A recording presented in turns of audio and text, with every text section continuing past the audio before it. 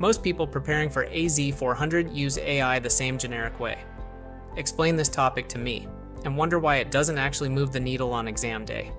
I used it differently, and it genuinely cut my prep time down. Not by asking better questions once in a while, by building it into the actual routine. Here are 5 specific ways I used it well. The kind of prompts and habits that make a real difference, not the generic ones. Most practice question banks test whether you memorized a fact. The real exam test whether you can apply it in a scenario. A company with these constraints choose the right service.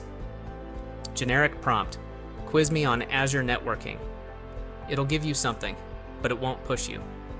Better prompt: give me a scenario-based question in the style of the AZ-400 exam about release gates and approval workflows, then explain why each wrong answer is wrong. That last part, explaining the wrong answers, not just the right one, is what actually builds real understanding instead of memorization.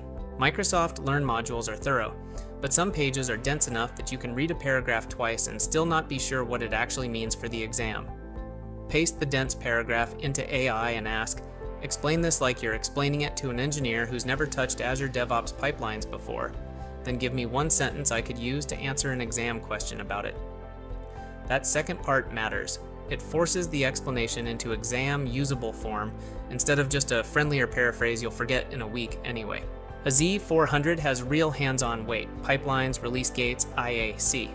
When a lab throws an error, don't just piece together 5 different Stack Overflow threads.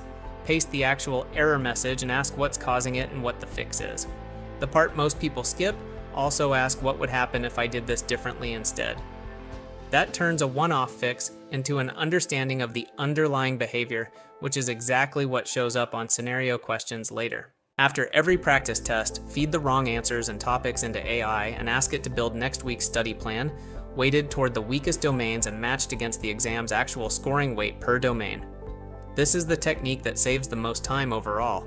Instead of restudying everything evenly, hours go only where they're actually needed. Every wrong answer feeds straight back into what gets studied next. Here's the one people skip, and shouldn't. AI can explain a service behavior confidently and still be working from outdated information. Every time AI explains a service behavior or an exam objective, cross-check it against the actual Microsoft Learn page before treating it as settled. Not because it's usually wrong, because exam objectives and service defaults do change, and AI's training data has a cutoff same as anyone's notes can go stale. The habit costs almost no extra time, and it means never relying on blind trust. None of these 5 replace actually doing the hands-on work. AI helps you study faster and understand deeper. It doesn't take the exam for you. These are the 5 techniques I genuinely recommend to anyone preparing right now. For AZ-400, AZ-104, or honestly any Microsoft certification. I'm covering more real Azure, DevOps, and career content every Tuesday and Friday. Subscribe if this was useful, and tell me in the comments which certification you're studying for right now. See you in the next one. See you.